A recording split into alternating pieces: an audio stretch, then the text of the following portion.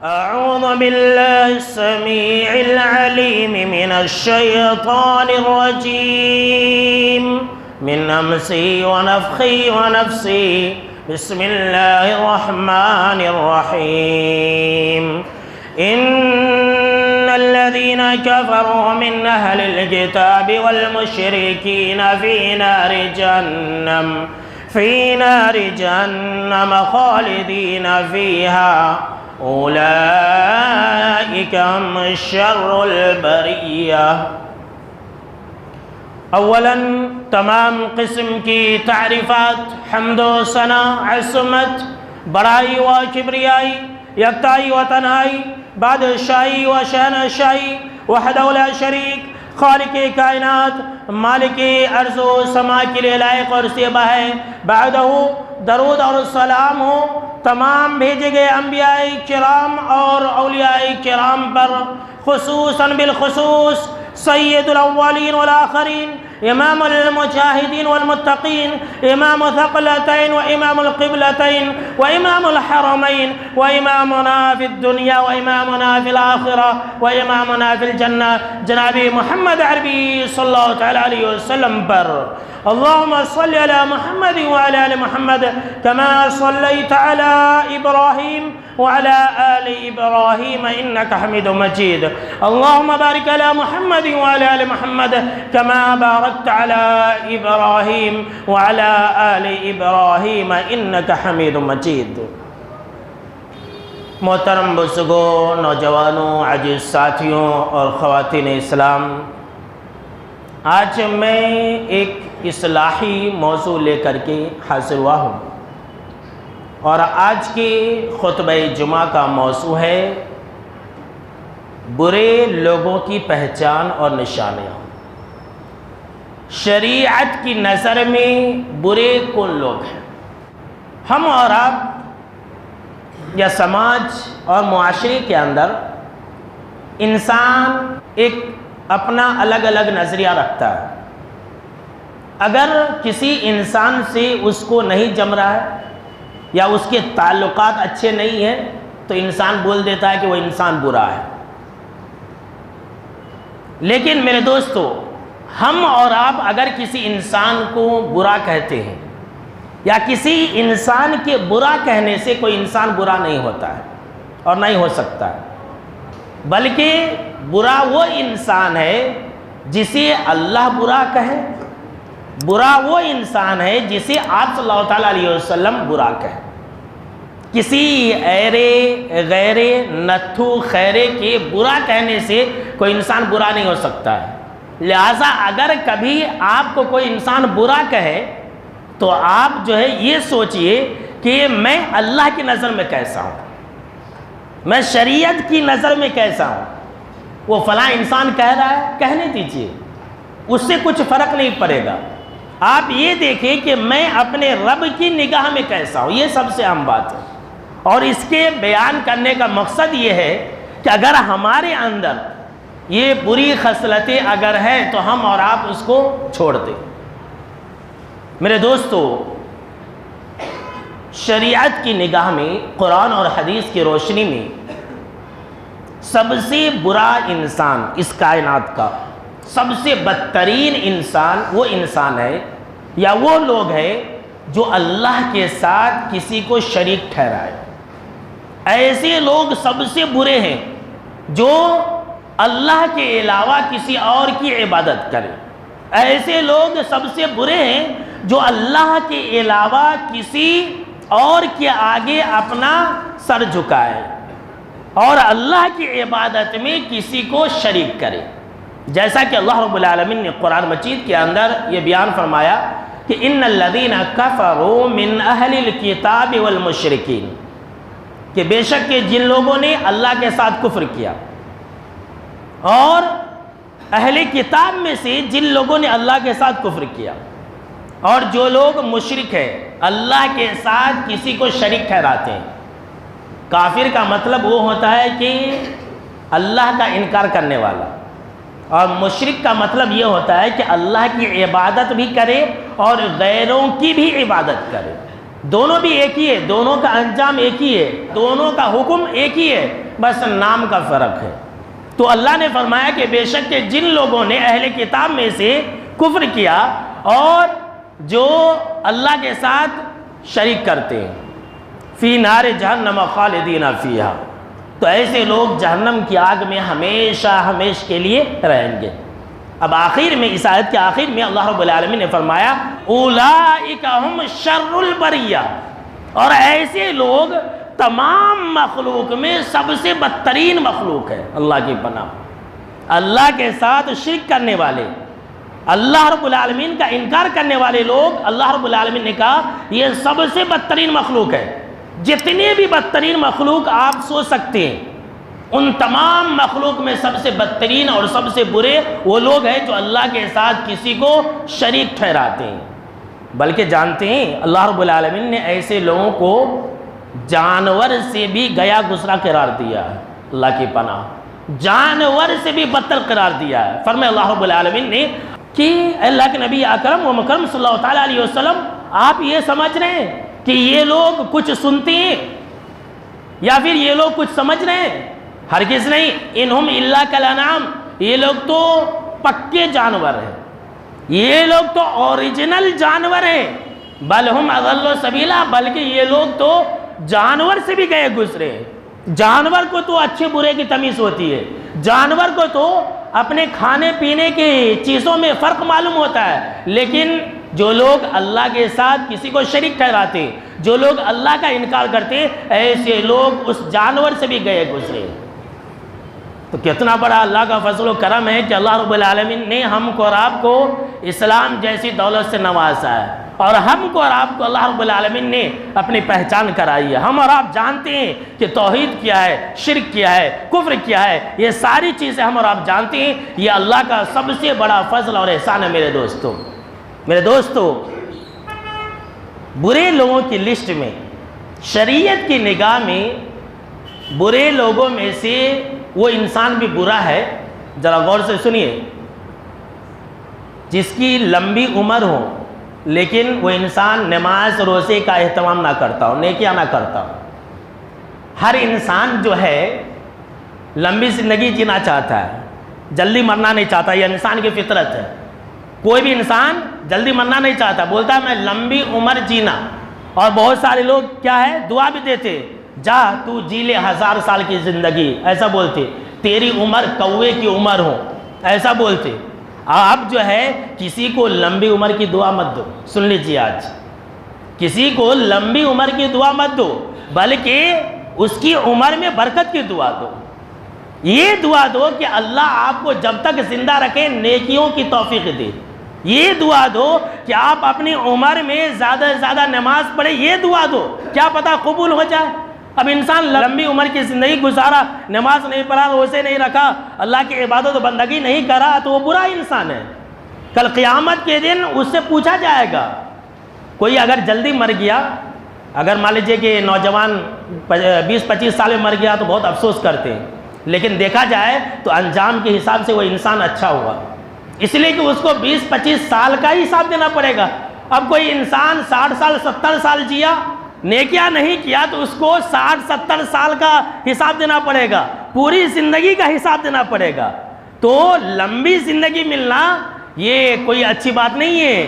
اچھی بات کب ہے کہ انسان کو لمبی زندگی ملے، لمبی عمر ملے، اور اسے نماز پڑھنے کی توفیق ملے، اسے روزہ رکھنے کی توفیق ملے۔ آئیے حدیث سنتے ہیں، ترمذی شریف کی روایت ہے، حضرت ابو بکرہ رضی اللہ تعالیٰ عنہ راوی حدیث سے کہتے ہیں کہ ایک آدمی آپ صلی اللہ تعالیٰ علیہ وسلم کے پاس آیا اور اس نے سوال کیا کہ اللہ کے نبی اکرم و مکرم صلی اللہ تعالیٰ علیہ وسلم ای الناس خیر، آپ مجھے یہ بتلائیں کہ بہترین انسان کون ہے، اچھا انسان کون ہے، آپ مجھے بتلائیں۔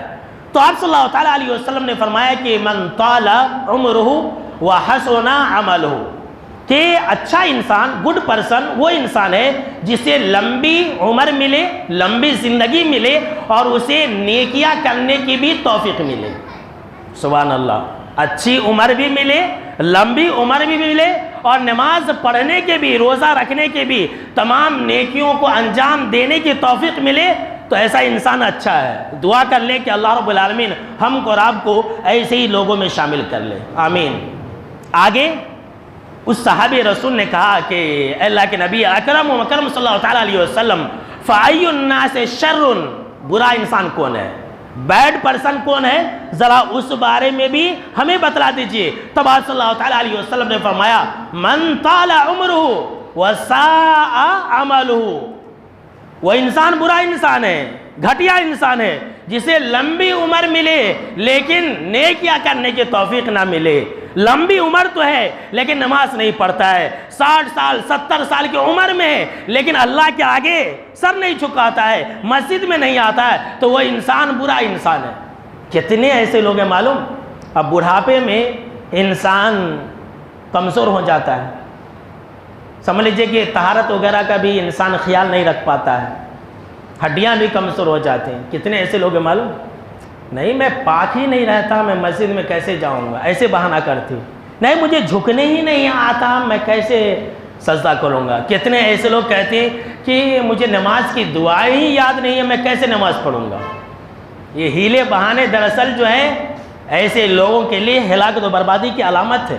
دراصل ان کے کرتوت کی وجہ سے، ان کے برے اعمال کی وجہ سے اللہ رب العالمین نے ایسے لوگوں کو مسجدوں سے دور کر دیا ہے۔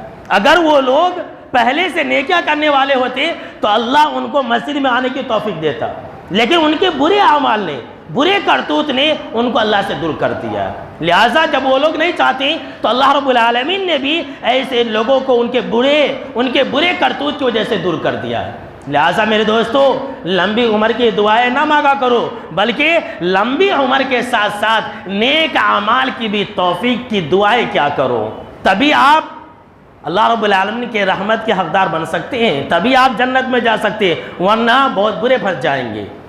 برے لوگوں کے لسٹ میں میرے دوستو ایسا انسان بھی ہے جو لوگوں کو فائدہ نہ پہنچائے اور لوگوں کو نقصان پہنچانے کے چکر میں رہے۔ سن لیجیے، سماج معاشرے کے اندر دو طرح کے لوگ ہوتے ہیں، سوسائٹی کے اندر دو طرح کے لوگ ہوتے ہیں۔ ایک ایسے لوگ ہوتے ہیں جو دوسروں کو فائدہ پہنچاتے ہیں، جو دوسروں کے کام آتے ہیں، تو ایسے لوگ اچھے لوگ ہیں۔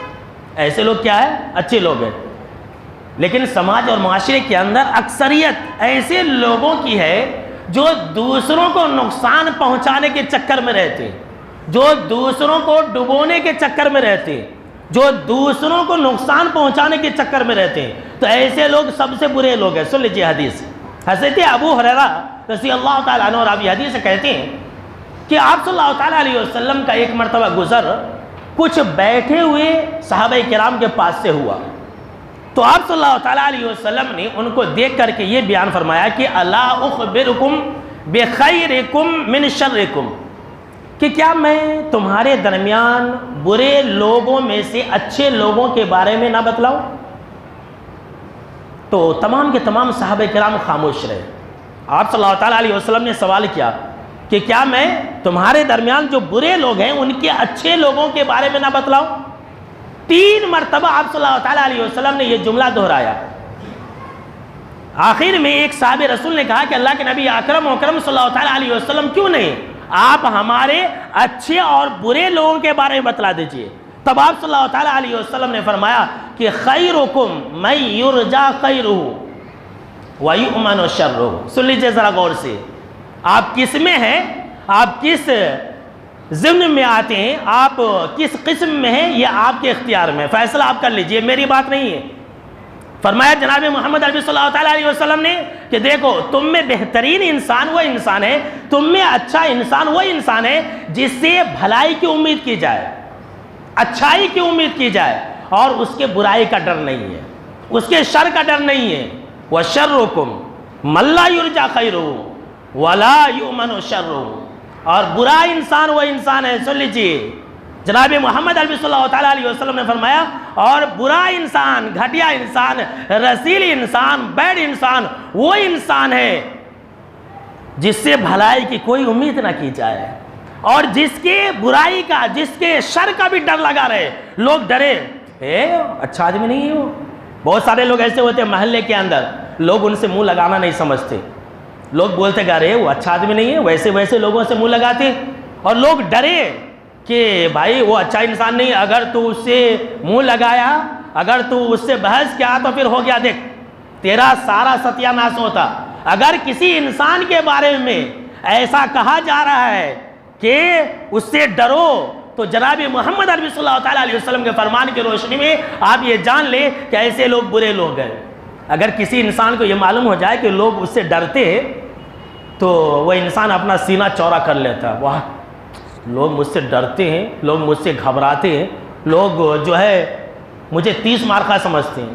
یہ سینہ پھلانے کی ضرورت نہیں ہے، یہ سینہ پھلانے والی بات نہیں ہے، بلکہ یہ شرم اور عار والی بات ہے کہ ایسے انسان کو جناب محمد عربی صلی اللہ تعالیٰ علیہ وسلم نے برا انسان قرار دیا ہے، جس کی شرارتوں سے اس کا پڑوسی محفوظ نہ ہو، جس کی شرارتوں سے محلے والے محفوظ نہ ہو۔ ایسے لوگ برے لوگ ہیں، ایسے لوگ برے کیا، ایسے لوگ مومن بھی نہیں ہے۔ یہ بھی حدیث کے اندر کہ جو پڑوسیوں کو تکلیف دے، جو محلے والوں کو تکلیف دے، جو جماعتیوں کو تکلیف دے، ایسے لوگ برے لوگ ہیں، اچھے لوگ نہیں ہو سکتے۔ اچھے لوگ کیسے ہوتے ہیں؟ جو دوسروں کو فائدہ پہنچاتے ہیں۔ تو آپ میرے دوستوں دوسروں کو فائدہ پہنچائیے۔ یہ کوئی ضروری نہیں ہے کہ آپ جو ہے پیسہ دے کر کے فائدہ پہنچائے۔ آج کل فائدہ پہنچانا بولے تو لوگ پیسہ ہی سمجھ لیتے ہیں۔ آپ اچھی بات کہہ کر کے بھی فائدہ پہنچا سکتے ہیں، آپ جو ہے اچھا مشورہ دے کر کے بھی فائدہ پہنچا سکتے ہیں، آپ کسی کا سامان اٹھا کر کے بھی فائدہ پہنچا سکتے ہیں، آپ نیک مشورہ دے کر کے بھی فائدہ پہنچا سکتے ہیں۔ فائدہ پہنچانے والا جس طرح سے چاہے آپ فائدہ پہنچا سکتے ہیں۔ میرے دوستو، برے لوگوں کی لسٹ میں اور برے لوگوں کی فہرست میں ایسا انسان بھی ہے جو کیا کرے؟ چغل خوری کرے۔ اور ذرا غور سے سنیے، دوسری بات ایک ہی حدیث کے اندر ہے، اور دو بھائیوں کے درمیان میں، دو دوستوں کے درمیان میں اگر محبت ہے، الفت ہے، تو ان دونوں کو جدا کرنے کی کوشش کریں۔ اللہ اکبر۔ آج کل سماج اور معاشرے کے اندر اکثر و بیشتر لوگ ایسے ہی ہیں، اکثر ایسے ہی ہیں۔ اگر دو بھائی بہت محبت سے ہیں، اگر دو خاندان والے بہت محبت سے ہیں، تو تیسرے کو پیٹ میں مڑوڑ آ جاتا اور روگ آ جاتا کہ ارے دونوں بھائی اتنی محبت سے کیسے ہیں۔ اب ایک انسان، تیسرا انسان کیا کرتا؟ ان دونوں بھائیوں کو لڑانے کے چکر میں رہتا۔ دو خاندان والے اگر الفت محبت سے ہیں تو تیسرا آدمی لڑانے کی کوشش کرتا۔ اگر دو پارٹنر ہے بزنس کرنے والے، ہمارے سماج و معاشرے کے اندر اکثر ایسا ہوتا ہے کہ شروعات میں دو پارٹنر بہت اچھا بزنس کرتے، جب بزنس ترقی کر جاتا دونوں لڑ کر کے جدا ہو جاتے۔ سن لیجئے، وہ دونوں نہیں لڑتے ہیں، ان کو لڑایا جاتا ہے، نہیں سمجھ پاتے ہیں، ان کو کیا ہے تیسرا لڑاتا ہے۔ ایسے لوگوں سے ہوشیار رہیے۔ اور میں آپ کو ایک بات بتلا دیتا ہوں، کچھ ایسے رشتہ دار بھی آپ کے ہوں گے، کچھ ایسے دوست بھی آپ کے ہوں گے جو آپ کو لڑائے گا، لیکن آ کر کے سامنے میں کیا کہے گا؟ بھائی میری خواہش یہ ہے کہ آپ دونوں مل کر کے رہنا۔ اندر اندر آپ کی جڑ کاٹے گا، اندر اندر آپ کو لڑائے گا، لیکن سامنے آ کر کے کیا بولے گا؟ بھائی میری خواہش یہ ہے کہ آپ دونوں مل کر کے رہنا۔ لیکن جیسے ہی مجلس ختم ہو جائے گی اس کے بعد جائے گا، دیکھ تو جھکنا نہیں، اگر تو جھک گیا تو پھر دیکھ تیری باری ہے۔ اس کے پاس آئے گا اور کیا بولے گا؟ دیکھ تو اسے معاف نہیں کرنا۔ تو ایسے چغل خوروں کو اور ایسے لڑانے والے فسادیوں کو جناب محمد عربی صلی اللہ تعالیٰ علیہ وسلم نے بدترین انسان قرار دیا، برا انسان قرار دیا۔ ایسے لوگوں سے ہوشیار رہیے۔ آئیے ایک حدیث سنتے ہیں، بالکل ہی صحیح روایت ہے۔ اسماء بنت یزید رضی اللہ تعالیٰ عنہ کہتی ہیں کہ آپ صلی اللہ تعالیٰ علیہ وسلم نے فرمایا کہ دیکھو سب سے بہترین انسان وہ انسان ہے جسے اگر تم دیکھو تو اللہ کی یاد آ جائے۔ واہ واہ کتنا اچھا انسان ہے، نمازی انسان ہے، اللہ کو اس کو دیکھ کر کے اگر اللہ کو یاد کرنے لگ جاؤ تو سمجھ لو کہ اچھا انسان ہے۔ اس کے بعد جناب محمد عربی صلی اللہ تعالیٰ علیہ وسلم نے فرمایا کہ افلا اخبرکم بشرارکم، کہ میرے صحابہ کیا میں تم لوگوں کو جو بدترین انسان ہے، جو برے لوگ ہیں ان کے بارے میں نہ بتلا دوں؟ صحابہ کرام نے کہا کیوں نہیں، آپ ہمیں برے لوگوں کے بارے میں بتلائیے، بدترین انسان کے بارے میں بتلائیے۔ تب جناب محمد عربی صلی اللہ تعالیٰ علیہ وسلم نے فرمایا، سن لیجیے ذرا غور سے، المشاؤن بالنمیمہ، چغل خوری کرنے والے لوگ۔ جی ہاں، چغل خوری کا مطلب کیا ہوتا ہے؟ وہاں کی بات ادھر اور یہاں کی بات ادھر، ایسے لوگ کبھی سچے نہیں ہو سکتے، ایسے لوگ کبھی بھی سچے نہیں ہو سکتے۔ آپ ایسے لوگوں کی باتوں پر یقین مت کیجیے۔ اگلے خطبہ جمعہ کے اندر اسی طرح کی ایک حدیث ہے، وہاں پر ہم آپ کو اس بارے میں ایک بہت ہی پیارا سا واقعہ سنائیں گے۔ تو جو چغل خور ہوتا ہے نا، یہ کبھی سچا نہیں ہو سکتا، یاد رکھ لیجیے۔ ان کا کام ہی کیا ہوتا ہے؟ لوگوں کے درمیان میں لڑانا، اور خاص طور سے جو ہماری ماں بہن ہیں ان کے اندر بھی یہ بیماری بہت زیادہ ہے۔ اور میں نے اچھے اچھے لوگوں کو چغل خوری کرتے ہوئے دیکھا ہے۔ مسجد کے اندر بیٹھ کر کے لوگ چغل خوری کرتے ہیں، نماز پڑھتے ہیں، نماز پڑھنے کے بعد چغل خوری شروع۔ یہ لیجئے، یہ کون سی نماز پڑھ رہے؟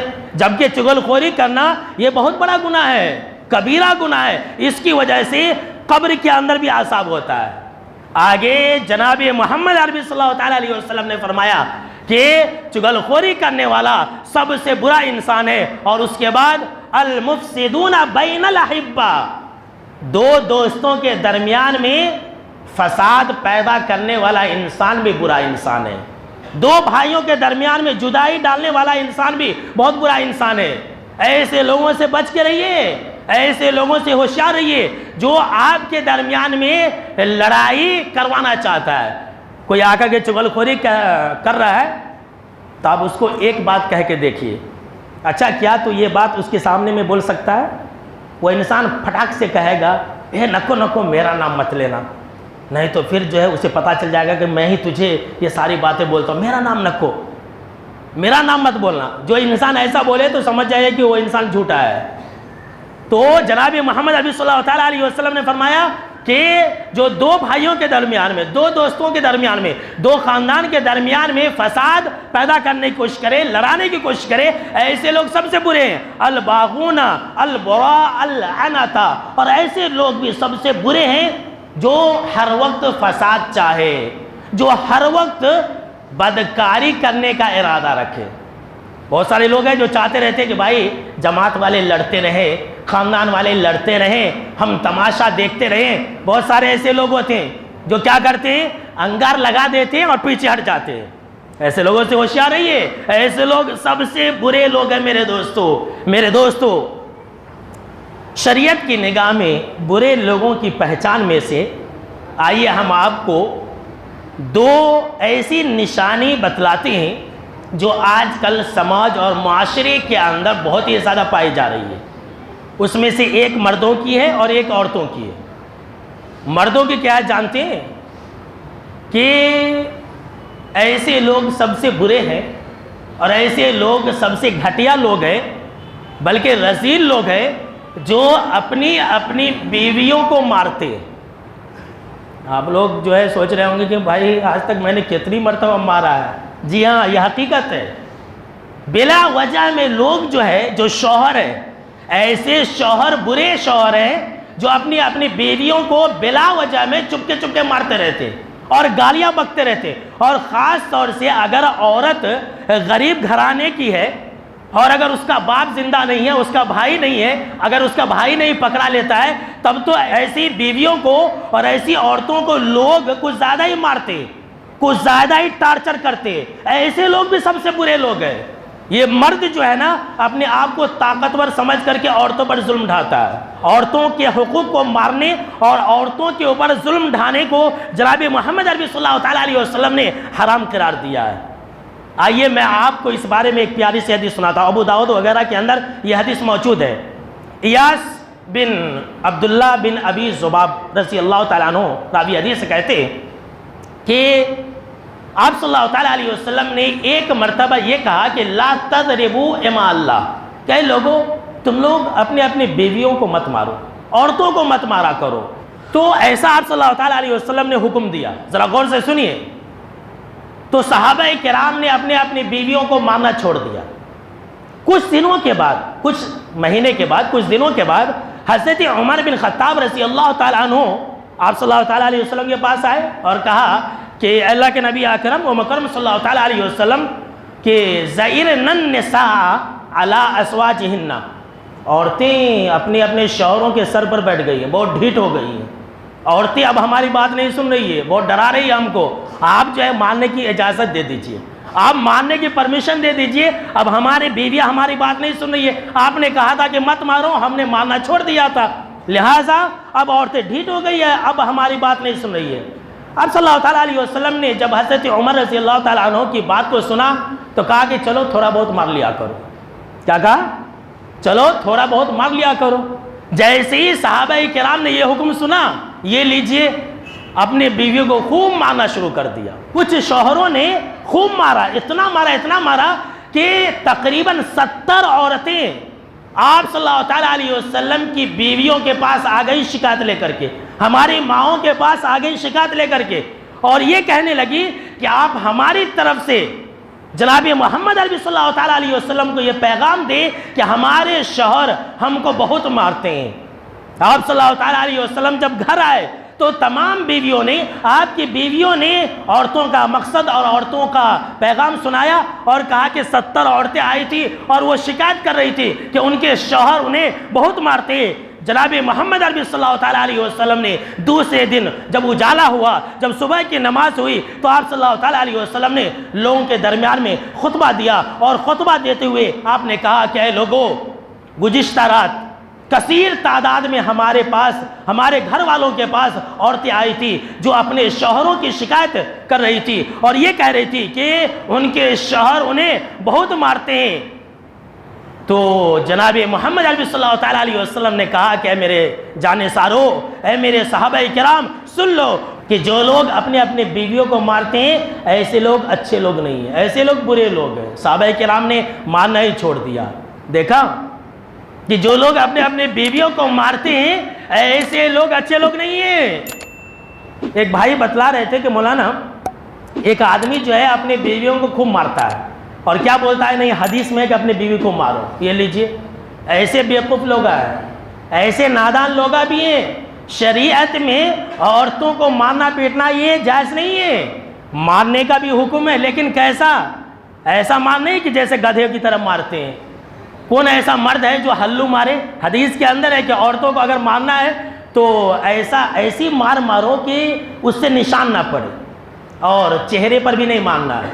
اور جو بھی شوہر مارنا چاہتا پھڑاک سے ایک تھپڑاک جو ہے چہرے پر ہی مارتا ہے, یہ تو کبیرہ گناہ ہے, سب حساب دینا پڑے گا. سن لیجئے, سب حساب دینا پڑے گا. جو لوگ اپنے اپنے بیویوں کو مارتے ہیں اور اپنے اپنے بیویوں کو ستاتے ہیں, ایسے لوگوں کو کل قیامت کے دن حساب دینا پڑے گا. ایسے لوگ ظالم میں شمار ہوں گے, اور کل قیامت کے دن آپ کی بیوی اللہ کے سامنے میں کہہ سکتی ہے کہ اللہ, یہ میرا شوہر ہے, مجھے بہت مارتا تھا, آج مجھے بدلہ چاہیے. وہاں پر تو ہر انسان کو اپنی نجات کی فکر ہوگی. عورت کو نیکیوں کی ضرورت پڑے گی تو کیا کرے گی؟ یہی ایک بہانہ ملے گا تو اللہ کیا کرے گا؟ آپ کی نیکیوں کو اٹھا کر کے آپ کی بیوی کو دے دے گا. اسی لیے بیویوں کو مت ماریے, بیویوں پر ظلم مت ڈھائیے. خلاصہ کلام یہ کہ جو لوگ اپنی بیویوں کو مارتے ہیں, پیٹتے ہیں, ستاتے ہیں, گالی گلوچ کرتے ہیں, ایسے لوگ برے انسان ہیں, ایسے لوگ گھٹیا رذیل اور کمینے انسان ہیں. کمینہ انسان ہی اپنی بیویوں پر ظلم ڈھاتا, یاد رکھ لیجیے.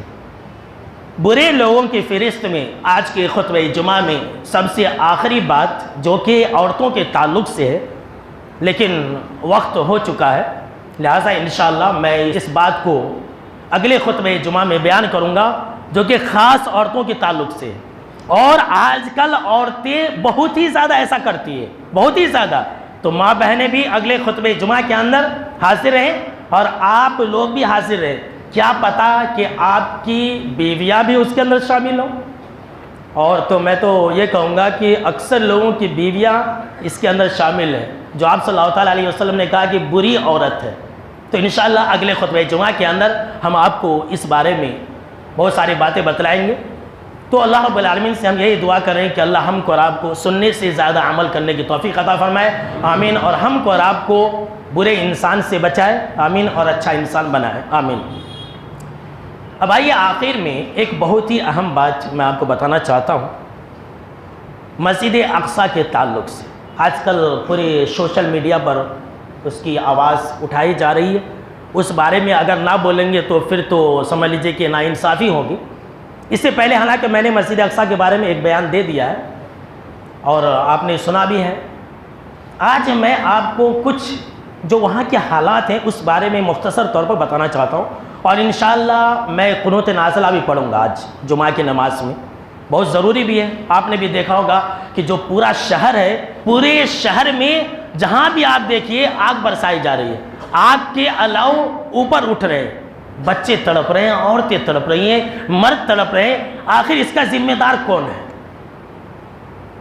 دیکھیے میرے دوستو، تاریخ بہت پرانی ہے۔ 1947 کے اندر جو اقوام متحدہ ہے، اس کی بدولت جو یہودی ہے یہ فلسطین میں آ کر کے بسے۔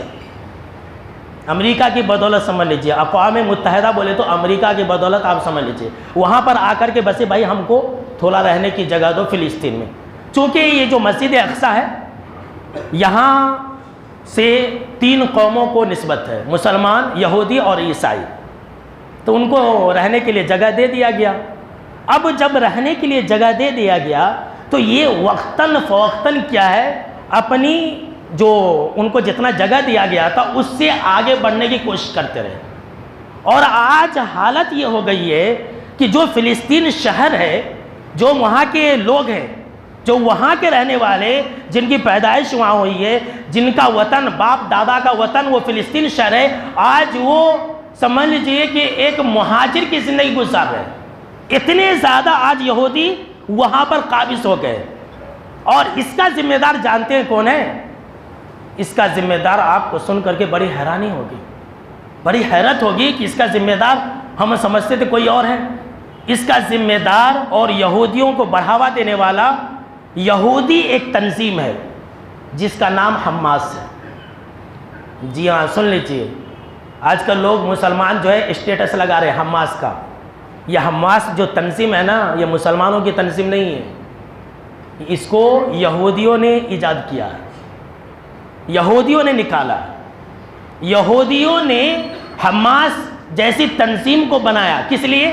تاکہ ان کو ایک بہانہ ملے اور ان کو ایک موقع مل جائے مسلمانوں کو برباد کرنے کا، مسلمانوں کے اوپر جو ہے بمباری کرنے کا۔ میں لکھ کر کے لایا ہوں تاکہ آپ لوگوں کو یقین ہو جائے۔ آج کل لوگ یہ حماس کے بارے میں تو لوگ اتنا زیادہ چرچا کرتے ہیں، ایسا لگتا ہے کہ یہ مجاہدوں کی تنظیم ہے، لوگوں کو معلوم نہیں ہے۔ ایک عربی کتاب ہے جس کا ترجمہ ہوا، وہ عربی کتاب لکھنے والے علی الحذیفی العدنی ہے، اس کا اردو میں ترجمہ کیا گیا ہے، جس کا نام ہے حماس کا اصلی چہرہ، اور اس کا ترجمہ کرنے والے ہمارے بمبئی کے ایک بہت بڑے عالم ہیں، دکتور جو ہے اجمل مصطفیٰ منظور مدنی حفظ اللہ، انہوں نے ترجمہ کیا۔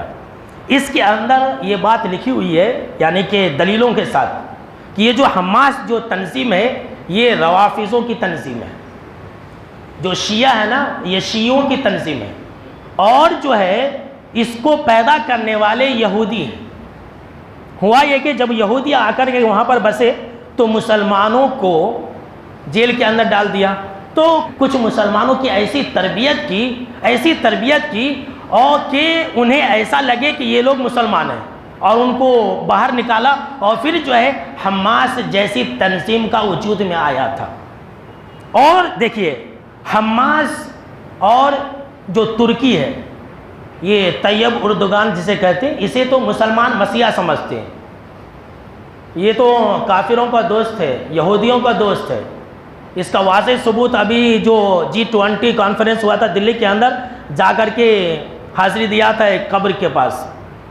تو یہ جو حماس ہے یہ ترکی اور حماس یہ دونوں دوست ہیں، اور ترکی یہ اسرائیل کا دوست ہے۔ کہتے ہیں کہ ترکی نے اپنا فوج بھیجا ہے، یہ سوشل میڈیا پر بہت جو ہے نا سننے میں آتا، صرف سننے میں آتا، کبھی فوج بھیجتا ہی نہیں ہے۔ ترکی کیا ہے؟ یہ یہودیوں کا دوست ہے، اس کے تعلقات ہیں، وہ کبھی حملہ نہیں کرے گا، اور ایران بھی کبھی حملہ نہیں کرے گا۔ سن لیجئے، یہ ایران بھی کیا ہے؟ یہودیوں کا دوست ہے، ایران بھی امریکہ کا دوست ہے، بس ایسی ہی افواہ پھیلا دیتے ہیں۔